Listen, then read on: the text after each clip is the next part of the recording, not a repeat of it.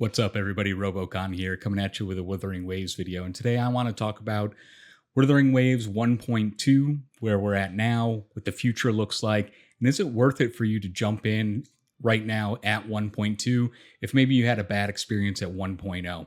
So let's get into it. So 1.0, we all know, had its own problems. It had many issues on mobile.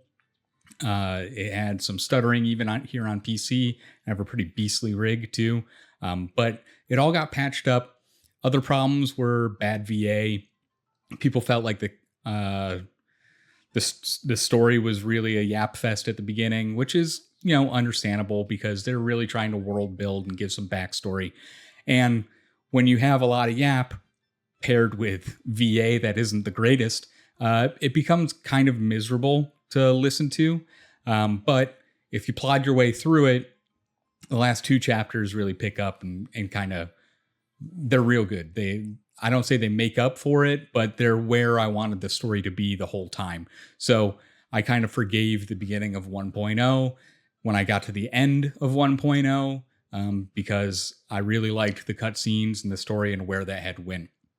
Now, if you haven't played Wuthering Waves before, what this game is, it's like a sci-fi fantasy type game where a catastrophe happened and these reverberations are now taking changing the world or morphing it and opening up dimensions to other dimensions, which is kind of cool because that's a thing that's in reality.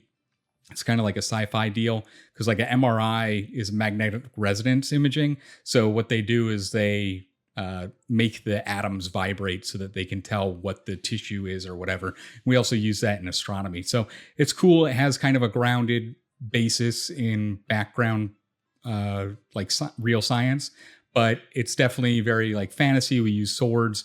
It's post cataclysm where this entire wave-worn phenomenon happened and changed the world. A lot of people died, et cetera, et cetera. Now there's people that can harness that power. They're called resonators. Those are the characters you play, and they can use that power to help fight off the tacit discords or the monsters in the game. Anyhow, back to the 1.0. So the story at the end kind of made up for it. The VA was still bad, and I think a lot of people made that known to Kuro Games, the publisher of this, and that the story was kind of slow to start. But they took that to heart, and every problem that we've had with this game so far as performance issues, quality of life, they've been steadily and incrementally progressing forward in a way that has helped the game out immensely, even up to just 1.2, which is 12 weeks into the game or 4 months in or something to that effect. A little bit longer. I think we're 5 months in at this point. But anyhow, to make up for it, they were very generous. They gave us a lot of compensation, lots of asteroid, lots of five-star selectors, et cetera, et cetera. It was great for them to compensate people. I don't know if that's still available for new players, but it was out there for us that were here from the beginning. They had some good side stories. I actually really liked the Ling Yang side story. I think it was pretty cool learning about like the beast in the woods and stuff like that. I'm not going to spoil it too much, but and then Yin Lin's story about like where she came from and what she does was pretty interesting. It was good bones that they had given us, definitely. And it had a rough start. I'm not going to downplay that, but there was something here that I really enjoyed. I like the art style. I like the grittier, more adult art style that's involved in this game. I think the characters are fantastic looking. Everybody's has their own waifu. I know a lot of people like Chang Li. The husbandos on here are apparently pretty good from some of the people that are into husbandos. So that's awesome. They've been generous. I will say the events are progressively getting better, even though I think a lot of people are feeling the events aren't that great. The open world exploration I like a lot because you have a lot of mobility and maneuverability where you can walk up walls and scale and climb and jump, all that type of stuff. And it's a lot faster than like in Genshin. Genshin is a slow plotting exploration. So if you're a completionist like me and you want 100% every zone, you can do it way quicker than you ever could in Genshin Impact, which can be a good and a bad thing in the fact that you can literally run yourself out of content very quick if you want to. But at the same time, if you just want to get to the point where you're done with the content and you're treading water until the next thing so you can play other games and enjoy those, then that can be a good thing. I'm one of those people. I like to kind of get stuff done, knock it out, do my dailies, and then once the next big patch or new area releases, I can dive back into it. In the meantime, I can play whatever the new hotness is out there, like Space Marine 2 right now or whatever. So I enjoy that. Moving from 1.0 to 1.1, we saw a good step forward. Like I said, we're going to see like incrementally these advances in this game, which is very... It makes me happy, right? Like, it makes me happy to see this happening for this game, because I think this can be one of the best gacha games out there right now. I think it has the potential to be the best gacha game on the market if they continue with the quality of life and make some more tweaks. But I'll talk about that at the end. So 1.1 brought us some more quality of life. It brought us a whole new area to explore, which was really cool for them to give us something right off the bat. I know there were a lot of content creators saying, there's nothing to do in the game anymore. I've beaten everything. And, if you hardcore this game and you play it for 12 hours a day, 8 hours a day, you're going to run out of content. Like, you will run out of content with every game as long as you've started since its inception, right? HSR, Genshin, you would have trashed all that stuff and had nothing to do except your dailies if you were pushing in like 12 or 8 hours a day. So nothing changes here. People are going to outpace the content if they're hardcore. That's just the way it is. But 1.1 brought us some new stuff. It brought us a great new main story that advanced the story that we had known from 1.0 and integrated some of the new characters that we were introduced to, such as my girl Jin Z and her girl Chang Li. Everybody likes Chang Li. She's the Booba Queen. Let me see. Yep, Chang Li, she was introduced. Great fire character. I think at this point, we're kind of waiting for a lot of teams to be completed, quote unquote, because we're missing some pieces to the puzzle in a lot of areas, but we're getting a lot of pieces. So I can see by 2.0 having several fully developed teams. Right now, we're kind of piecing stuff together. Like the pieces kind of fit, but we're making them fit, it feels like. So 1.1, Jinzi's main story was good. The voice acting was improved. We learned more about the backstory and the lore, and stuff from 1.0 was tied into it. Chang Li's side story was interesting and in-depth, better than Yinlin's story, in my opinion, probably on par with Lin Yang's story. So that was great. And it had a great reception. Everyone knew it was an improvement once they played it, and the revenue showed. Now, Chang Li probably got a lot of people spending. Jin Z, once people realized how powerful she was, probably got a lot of people spending. And that's great. Kuro did well, right? So we had a couple good months for Kuro. Now let's talk about 1.2. 1.2 was a point for everyone to take a breath. They didn't add a new area. They didn't really change much with what was going on in the game.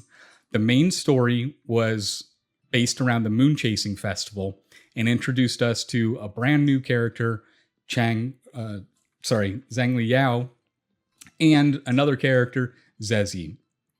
Now, the cool part about this was that they gave us this character, Zhang Li Yao, for free.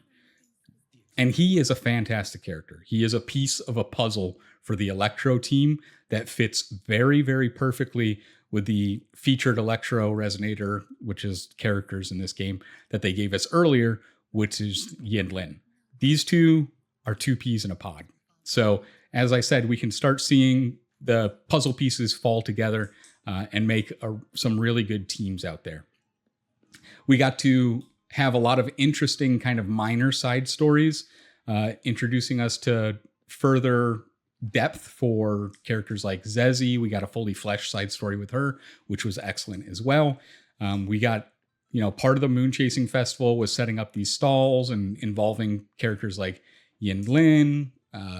You could find pretty much everybody. You did a little thing for everybody to kind of get to know your resonators a little bit better, which I thought was cool. And then he added this stuff. So, you can come over here and get your fortune every day. It gives you a little bit of goodies. The I was expecting a little bit more out of the riddle guy, but the riddle guy is always the top option to get everything you need. And they said it was going to, you had to complete and get a certain amount of points in the Moon Chasing Festival. I went whole hog in the Moon Chasing Festival over here, thinking it was going to be like I need to max everything for popularity. I went over cap, thinking that's how we need to get Zhang Liao. Guess what?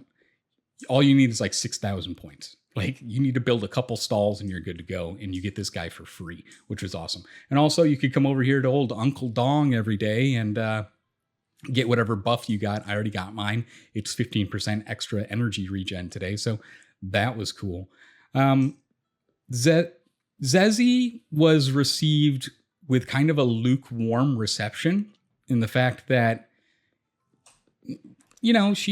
she's not the most banging character out there, right? She's not the hottest. She's kind of cute. She has the glasses thing. She's a painter, all that type of stuff. She didn't really appeal to a lot of people, I think. I was kind of about her as well, but I did pull her because, again, I'm a collector in gacha games. I like to have at least one of everything, and if it's good, maybe more. So I got a Zezzy because she was supposed to pair well with Jinzi, because Jinzi benefits from off-field DPS happening of different elements to help her get her ult up over and over again, or her big skill up over and over again. So I grabbed her, and man, was she definitely a piece of the puzzle for Jinzi. She makes your Jinzi's teams way, way better.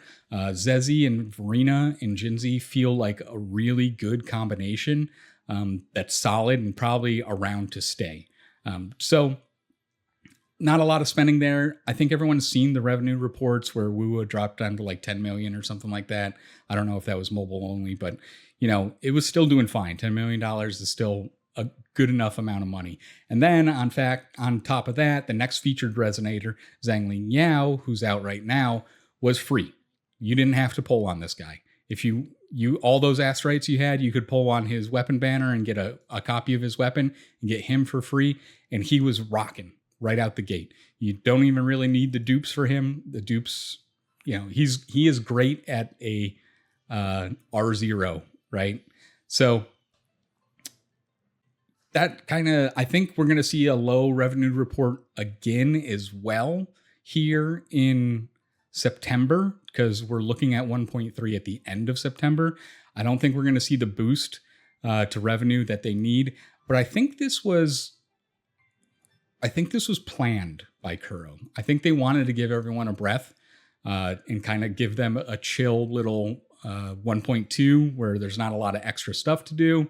You can kind of inhale, save up some asteroids, pull for the characters coming down the road. Because now we know in 1.3, we're getting the Shorekeeper, which is a 5-star sustain character. We've been desperately needing a 5-star sustain for the past couple patches because everyone's been using Verena and Baiji.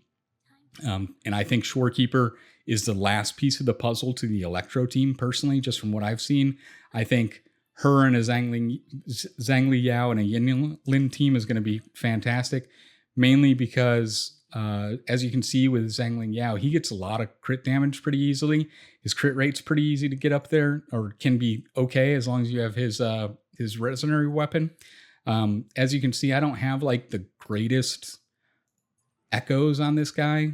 Like, I have like 3 stats that are good type echoes, and he's pretty beastly right now. And with Shorekeeper, we'll be able to boost his crit rate and crit damage, and that will put him at 100% crit and even more crit damage. I think that'll be where I'm going to try Shorekeeper in that Electro team. I don't want dual Glacio with Jinzi or even another Spectro. Like, I think Verena's good with Jinzi, and I think we're going to have our full Electro team solved. So I think that's where we're at. The 4-star, I don't know where she slits in. The Yoo-Hoo or whoever's coming out in 1.3. Also 1.3, we get a new area, right? So we're going to get Black Shores, which is, I don't know, somewhere out here, I guess. Black Shores is the home base of a secretive faction in the game who helps fight against the monsters in the world and try and figure stuff out. That is going to add some depth and intrigue to the game that I think is awesome. I think it should answer some questions and maybe put some more questions out there. A new area is always great because we can explore it. The Resonator coming out, Shorekeeper, people love her, so she's probably going to generate some revenue for the game, which is fantastic. And now they're starting reruns, so we're going to have one half will be a new featured Resonator, and then the other half as a rerun is how it's looking at this point. And I think that is another step that Kuro's done, keeping the player in mind, because now you only need to pull one featured Resonator every 6 weeks if you're keeping up with the game, and you're good to go. And then the rerun is in case like you want to grab something, right?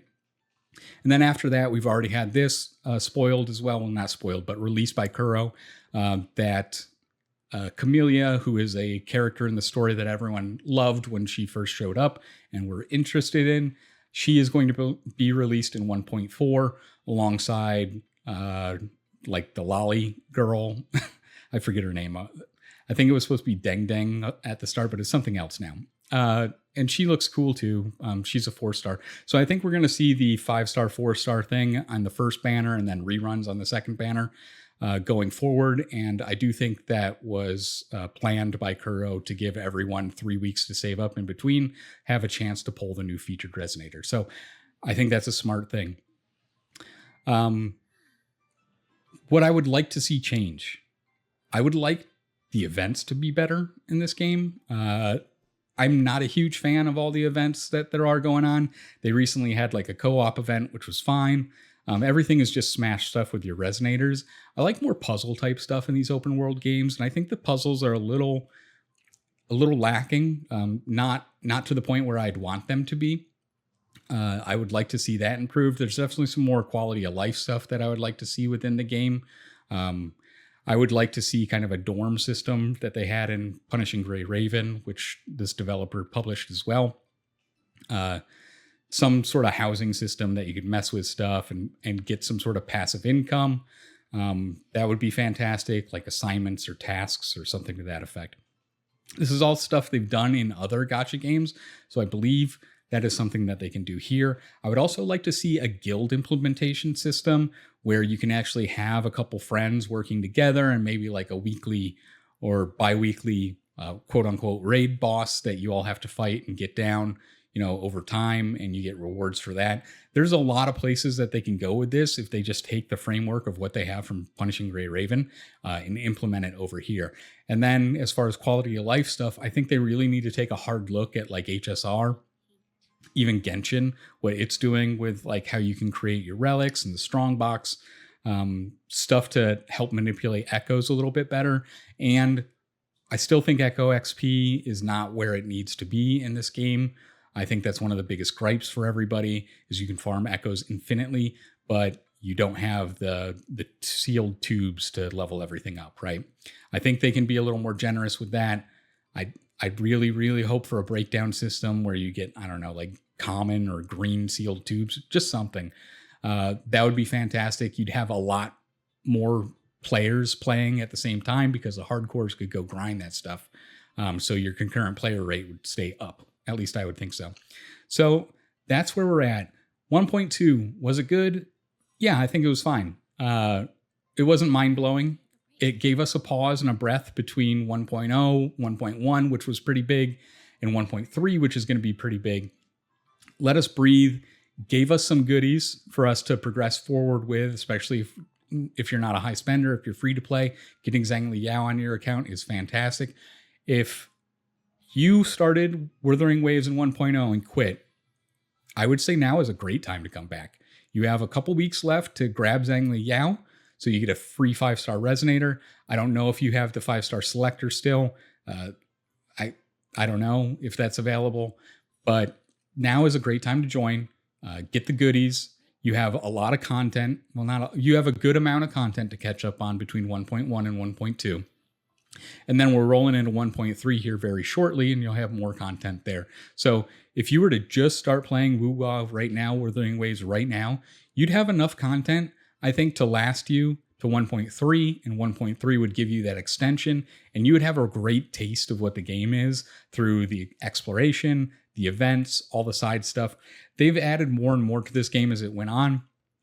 We started off with the tactical holograms. Those are great.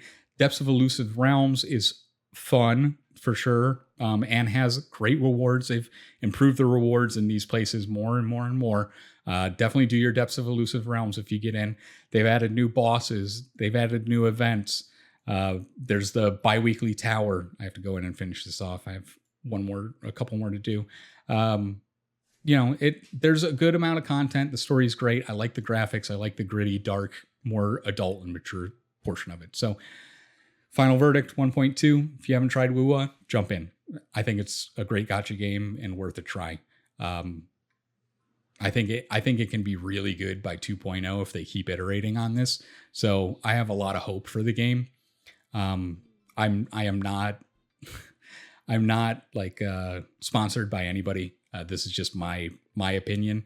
And I play ZZZ, a game I also love, HSR, Genshin, WuWa, other gachas. Like, this is my favorite by far to log on to and play. I like the combat system. I like the open world exploration. I like the echo system. I think it's interesting. I just think it needs some tweaking. And right now is a good time to come in because it has the content to sustain you into 1.3. And 1.3 is going to expand even more and expound on this. And I don't know when 2.0 is coming, if it's a year from now or if it's a year from release. I don't know. But I have really high expectations for 2.0 once that releases. I think it's going to be fantastic. There's a lot of great characters and resonators in the game we haven't been able to touch yet as far as a featured 5-star to pull from. And we're getting more and more of those beloved characters from the main story that we've seen throughout, but we haven't learned very much about. So that's where I'm at as far as WuWa. I do love the game. I'll be doing some more content on this as it goes on, but I appreciate it. Thanks a lot. Bye.